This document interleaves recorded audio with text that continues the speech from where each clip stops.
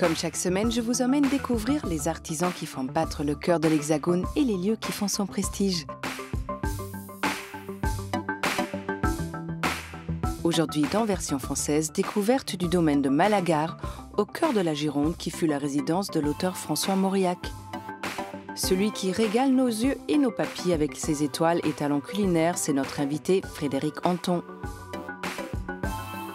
Souvent moquée, la mode des années 2000 revient en force. Retour sur son parcours tumultueux au sein de la fashion sphère. Le verre se plie aux envies de Catherine Dubon qui transforme ce matériau en véritable œuvre d'art dans le geste. Mais avant de retrouver le chef Frédéric Anton, voici mes 3 coups de cœur de la semaine d'un point de vue.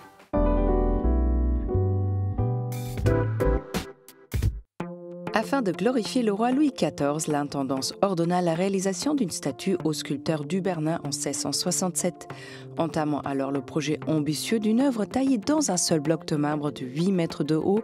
La réalisation prit près de 17 ans. Une fois arrivé à Versailles, notre cher Louis XIV ne cacha pas sa déception. La jugeant trop baroque et trop contournée, il ordonna alors sa destruction, avant de se raviser et de la faire installer au fond des jardins, ce qui lui a valu d'être épargné pendant la Révolution. L'or a toujours fasciné, ornant les mosaïques byzantines ou les parures aztèques, sublimant les monochromes de Klein ou s'invitant dans l'art kitsch de Kunz, il a envahi l'art sous toutes ses formes. Dans Hors de Toutankhamon à Andy Warhol, on revient sur l'histoire et l'usage de ce matériau qui fut aussi bien utilisé comme symbole de richesse que pour dénoncer notre société de consommation, mettant ainsi notre fascination face à ces contradictions. Du luxe au fil des pages. Si les origines de la toque de cuisinier se trouvent dans les abîmes des siècles passés, celle que nous connaissons aujourd'hui fut inventée par Marie-Antoine Carême en 1821.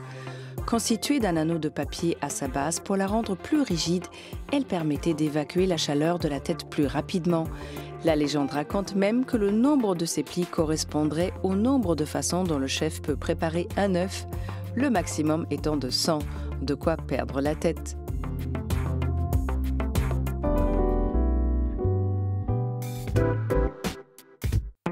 C'est au sein d'un domaine viticole de Gironde que l'écrivain François Mauriac a puisé son inspiration. Visite ce lieu qui a gardé les marques de son passage littéraire.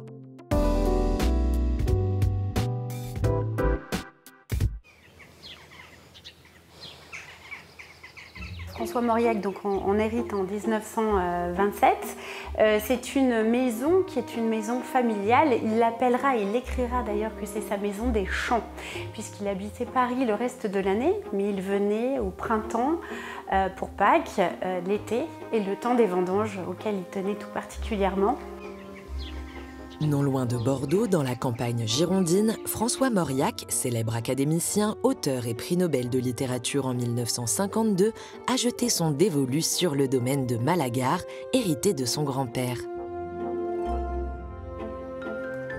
Acheté par sa famille après la Révolution française, François Mauriac est très investi dans l'aménagement du domaine et il endosse même le rôle de paysagiste pour façonner le parc de plus de 4 hectares. Et notamment, on peut apercevoir cette allée de charmilles avec en fond la cour intérieure de la maison et le tilleul. Ces charmilles, à l'époque des grands-parents et arrière-grands-parents de François Mauriac, se rejoignaient en une voûte. C'est François Mauriac qui les a fait tailler de manière rectiligne pour avoir la vue d'ensemble et traversante des coteaux de la Benauge au sud Gironde et au Pin des Landes. Allées de cyprès inspirées de la Provence, arbres centenaires et balcons plongeant sur la campagne viticole, cette nature était une véritable source d'inspiration pour l'auteur. C'est un endroit très précieux pour François Mauriac, puisqu'on a une vue donc, à 180 degrés sur le sud Gironde et la ligne des pins de la forêt des Landes. C'est le paysage de son enfance. Ici, c'est plutôt le domaine qu'il a découvert adolescent. Et c'est ici même, assis sur ce banc, que François Mauriac a écrit ses blocs-notes, publiés au Figaro littéraire, puis dans l'Express. Autre source d'inspiration que les adeptes de littérature reconnaîtront lors de la visite, les pièces de la maison, largement reproduites dans ses romans. Et notamment cette pièce qu'on appelle la souillarde, qui vient du mot salle, c'est-à-dire qu'on faisait tout ce qui était vaisselle, préparation culinaire dans une petite pièce. Ces deux pièces, la cuisine et la souillarde, on les retrouve dans le roman Le Sagouin. Les pièces, mais également les objets. Malaga est à l'image de François Mauriac, comme il l'a voulu, comme il est lui, c'est-à-dire simple, sans excentricité, mais toujours avec des objets auxquels il est attaché et qui sont présents dans les romans. On peut voir ici donc un service en opaline que l'on retrouvera dans le terrible roman Génitrix, qui a pour cadre le château de Langon, le château des Mauriac à Langon. Mais les opalines sont ici, un héritage aussi, et elles teintent dans le roman. Ces opalines, mais aussi ce bureau sur lequel il a écrit Le nœud de vipère, pour lequel il a reçu le prix Nobel de littérature. Véritable maison de famille, dans chacune des pièces, on peut retrouver des portraits peints de son entourage, mais également des photographies.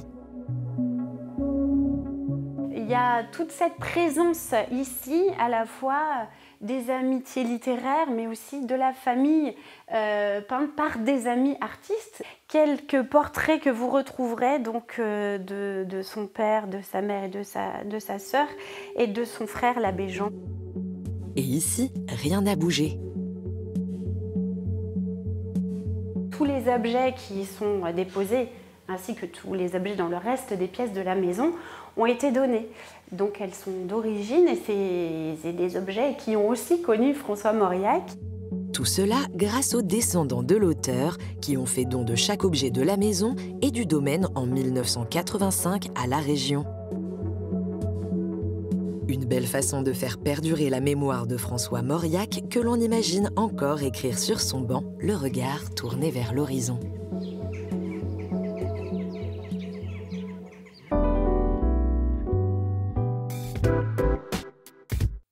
Du sommet de la Tour Eiffel jusqu'au cœur du bois de Boulogne, Frédéric Anton ne craint pas la hauteur. Le chef aux yeux pleins d'étoiles nous a ouvert les portes de ses cuisines.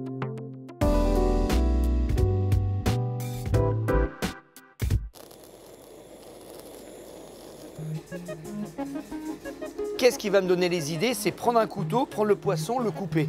Et à partir de là, du moment où je ressens la matière, je ressens le produit, les idées vont arriver. Ah ben avec quoi je vais l'assaisonner, avec quoi je vais le préparer.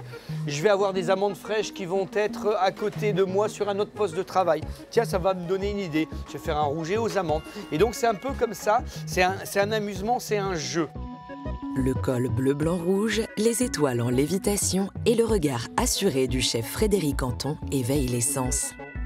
Sa cuisine triplement étoilée au Pré-Catelan à Paris et son étoile au Jules Verne qui culmine au sommet de la Tour Eiffel en font l'un des chefs les plus renommés de France. Et si le cuisinier continue à émerveiller les papilles de ses clients et à sans cesse se renouveler, c'est grâce à son amour des produits. Et pour Frédéric Anton, il n'y a pas de produit plus noble qu'un autre. Chaque ingrédient a une place de choix dans ses plats, comme les échalotes de Monsieur Caillot, producteur de la Marne, qui le fournit régulièrement.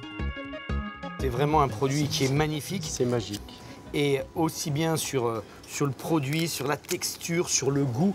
Et ça déploie un parfum tellement extraordinaire que je pense que le lièvre ne serait pas aussi bon que ça si on n'avait pas ces échalotes-là.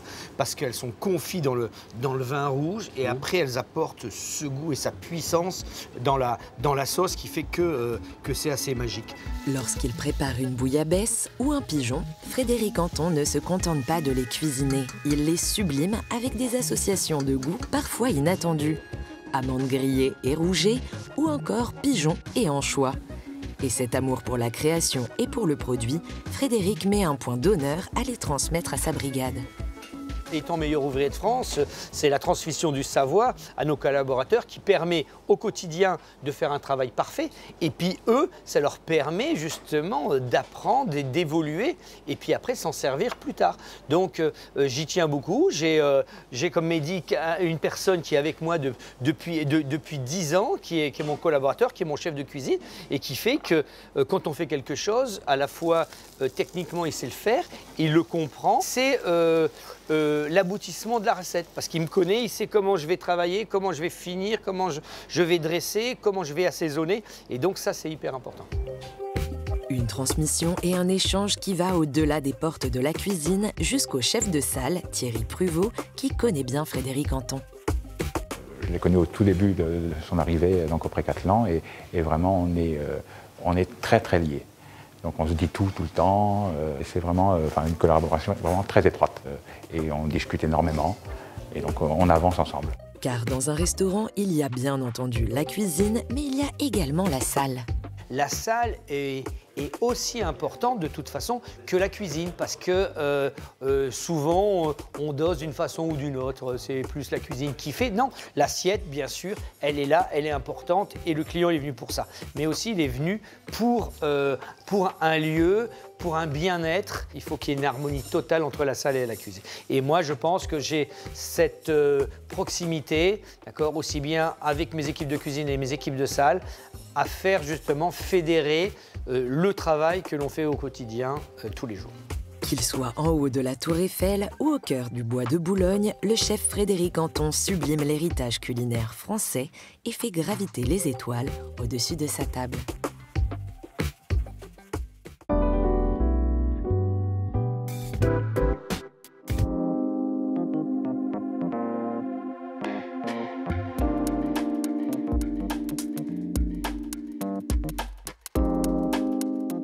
Bonjour Frédéric. Bonjour. Frédéric, vous êtes né dans les Vosges et le projet de départ c'était l'ébénisterie, mais ça n'a pas pu se faire. Ouais, ça a été. J'étais passionné par tous les métiers qui étaient manuels et étant dans les Vosges, au milieu des bois, des forêts, j'étais assez passionné par justement un morceau de bois et le travailler, le transformer et en faire une œuvre d'art. Et quand je suis rentré en cuisine, je me suis rendu compte que c'était exactement la même chose. Et dès que j'ai compris ça, la cuisine pour moi était une facilité et une passion. Alors, après plusieurs maisons, vous êtes rentré chez Joël Robuchon pendant 7 ans et vous avez dit cette très jolie phrase, c'était comme rentrer dans une cathédrale tous les jours. Tout à fait, c'est parce que je rentrais dans ce restaurant qui s'appelait Le Jamin, qui était une institution, qui est devenu le plus grand restaurant du monde. C'était quelque chose de planétaire. Et tu côtoies Joël Robuchon tous les jours pendant 7 ans. Et là, c'est quelque chose de magique parce qu'il a une façon de comprendre, de travailler, d'explorer le produit et de le transformer que personne n'a. Parce qu'il va toujours plus loin. Et donc oui, côtoyer cet homme, ce chef qui pour moi est le plus grand cuisinier du monde, c'est magique. Et bien sûr, ça m'a apporté énormément pour la suite. Alors comme vous dites, il y a cette justesse en cuisine, il y a beaucoup de rigueur, beaucoup de travail, beaucoup de régularité. Comment on obtient 3 étoiles ? Alors on obtient 3 étoiles par justement la régularité.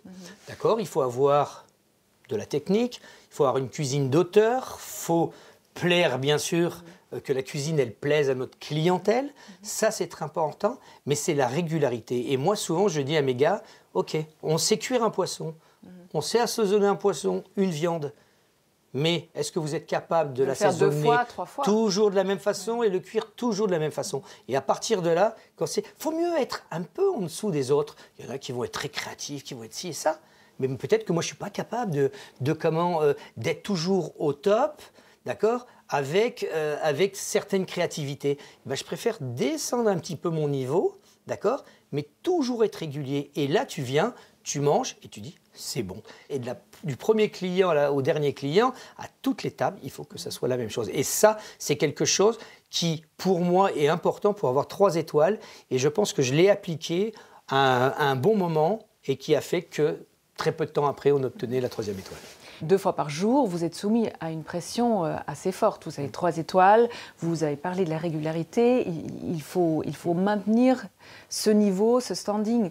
Est-ce que jamais vous avez un doute ? Oui, mais moi je ne fonctionne pas comme ça. C'est que déjà j'ai une chance extraordinaire, c'est d'avoir des équipes qui sont magiques, qui m'accompagnent depuis des années et qui savent justement faire bien, faire mieux et faire mieux que moi.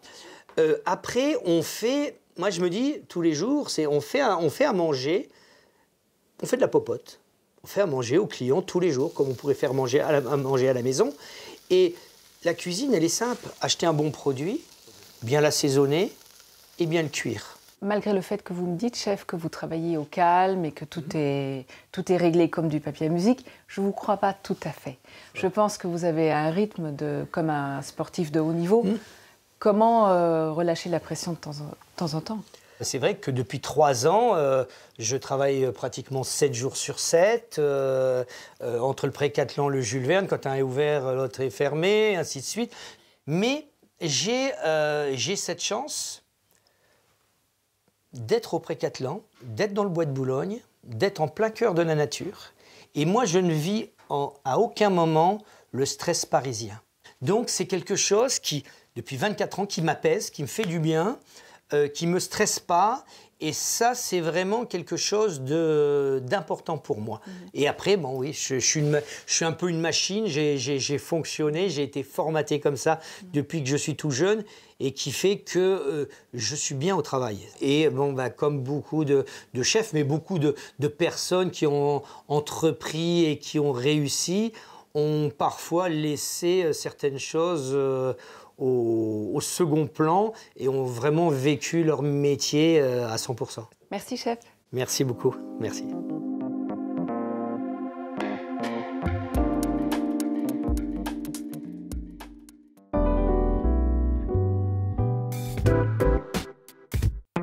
Elle est audacieuse et a souvent fait grincer les dents avant de faire son grand comeback ces dernières années. C'est la mode des années 2000 qu'on a décryptée pour vous.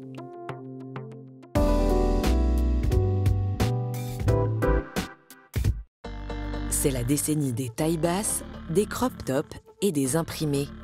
Des accumulations de strass et des robes asymétriques. Bienvenue dans les années 2000.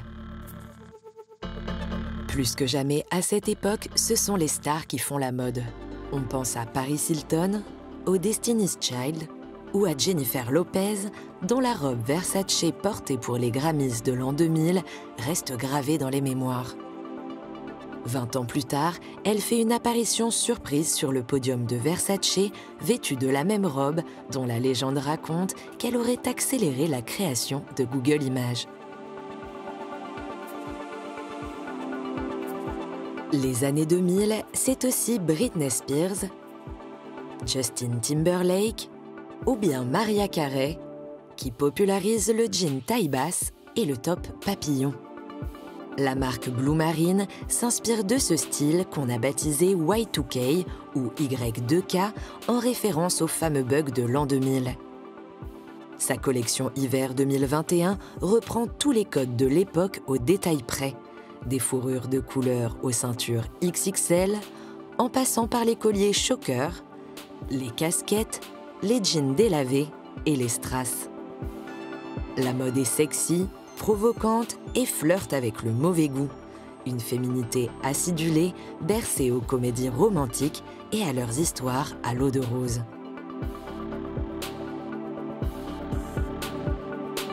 GmbH réinvente ses codes kitsch pour l'été 2022, dans une veine queer et ironique tout en exagération. Christelle Cochet, elle, propose un florilège des tendances de la décennie où se côtoient les imprimés animaliers, l'asymétrie, les survêtements et les tenues de soirée. Balmain évoque les pantacours, les robes portées sur les jeans, le rose bonbon et les paillettes. Car les années 2000 sont avant tout une affaire de contraste, qu'il s'agisse de longueur, de matière ou de motifs qui clashent. Elles sont marquées par la série Sex and the City et par sa star Carrie Bradshaw, incarnée par Sarah Jessica Parker. La styliste Patricia Field l'habille d'un mélange de vintage et de grands couturiers, une allure mythique qui inspirera des générations de jeunes filles. La décennie voit aussi naître les hit bags, ces sacs à main stars qui vont jusqu'à tripler les ventes des grandes maisons. Ils sont désormais au cœur du marché du vêtement, en majesté sur les podiums et témoignent de l'impact de la décennie 2000 sur une mode plus que jamais mondialisée.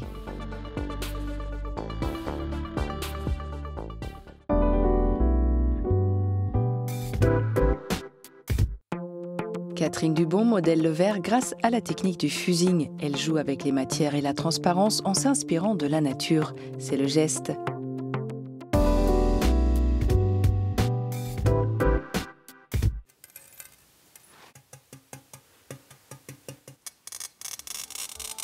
Vers l'âge de 17 ans, en fait, j'ai rencontré un maître verrier, Hervé Dumoulin, et j'ai été fascinée par le vitrail.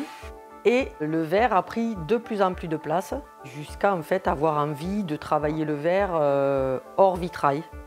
Sortir du vitrail exclusivement plat, on va dire, et faire des volumes. Au hasard d'une rencontre, Catherine Dubon s'est tout de suite passionnée pour le travail du verre. Fascinée par cette matière à l'aspect froid et fragile, Catherine s'est pendant des années perfectionnée au travail du vitrail avant de commencer ses explorations sur le verre fusionné. Une technique qui lui permet un champ des possibles infini. Il y a différentes facettes en fait.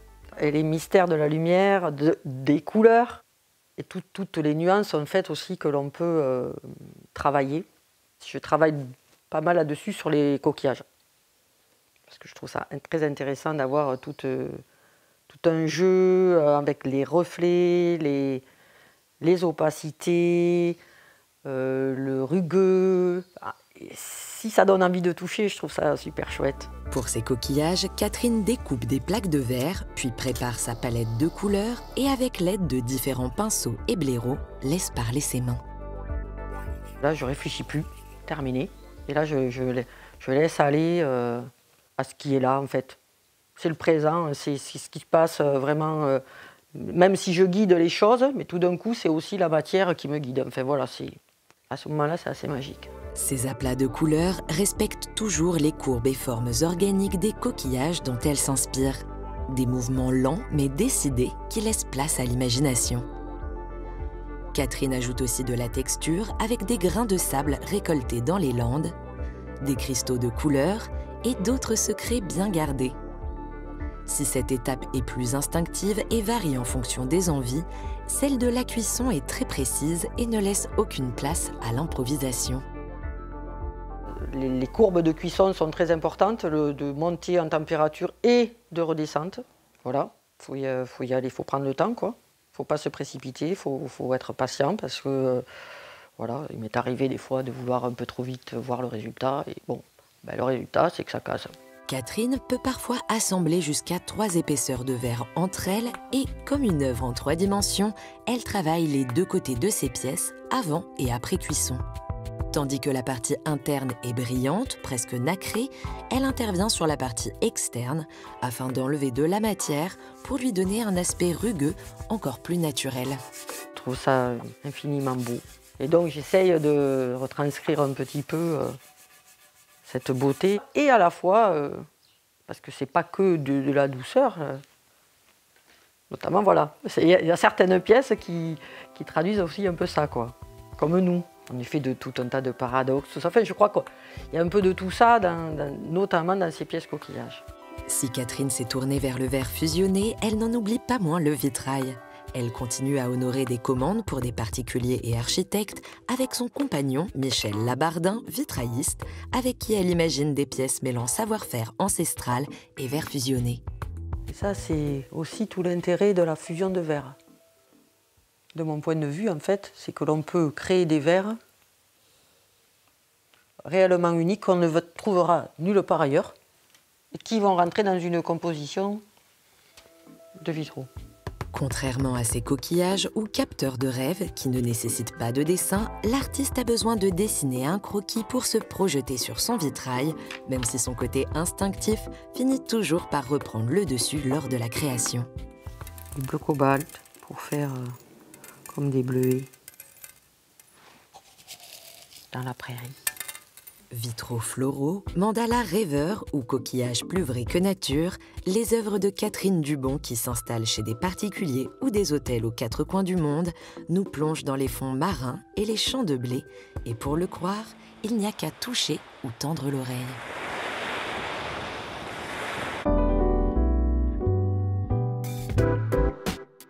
Version française est déjà terminée, mais on se retrouve très vite pour toujours plus de découvertes. Bye!